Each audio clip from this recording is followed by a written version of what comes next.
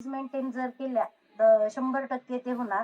आणि ज्याच्याकडून खूप जास्त वेट आहे आणि वर्कआउट पण होत नाहीये, तर मी तर म्हणते का तुम्ही दोन्ही टाइम वर्कआउट केलं तरी चालेल. सकाळी पण आणि संध्याकाळी पण. आपण वेलनेस कोचची चर्चा करून आपण सोमवारपासून संध्याकाळची बॅच पण चालू करण्याचा प्रयत्न आहे. पण वेलनेस कोच तयार आहेत, पण गेस्टनी पण तयार होणं गरजेचं आहे. तुमच्यासाठी आहे. तर तुम्ही जर सगळेजण बरेचसे जण म्हणजे आपण 4-5 लोक असेल तरी पण ती बॅच चालू करू शकतो. काही प्रॉब्लेम नाही. आणि मी स्वतः राहणार आहे घ्यायला. कारण की मला प्रॉपर फॅट लॉस करायचा आहे. आणि जेव्हा स्वतःवर येतं ना तर ते होतं आणि मनापासून होतं. तर ते केलं तर खूपच छान. तर स्वतःनीच पॉझिटिव्ह राहणं खूप गरजेचं आहे.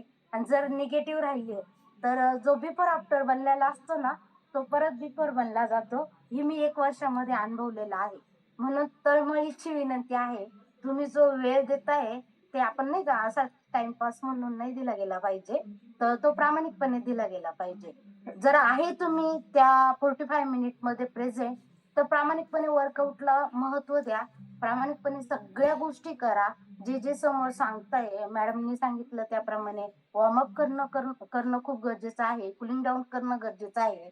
मधल्या स्टेप सुद्धा करणं गरजेचं आहे. कारण की वेलनेस कोच खूप सुंदर असं वर्कआउट घेत असतो आणि त्या जर स्टेप जर तुम्ही फॉलो केल्या, तर 100% त्याचा रिझल्ट मिळत असतो. आणि डेली डाएट जो असतो तो पण खूप गरजेचा असतो आणि आपली पॉझिटिव्ह एनर्जी ती जर नसेल, तर मग काहीच होणार नाही. तुमचा जो गोल ठरलेला आहे, तो पण फॉलो होणार नाही. आणि त्याच्यात जर काही प्रॉब्लेम असेल, तर वेलनेस कोचला विचारा. जर आत्तापर्यंत तुमचं फॅट लॉस काही झालेलं नाही किंवा काहीच म्हणजे नुसतं वेट कमी होणं गरजेचं नाही. आता 2-3 सरांनी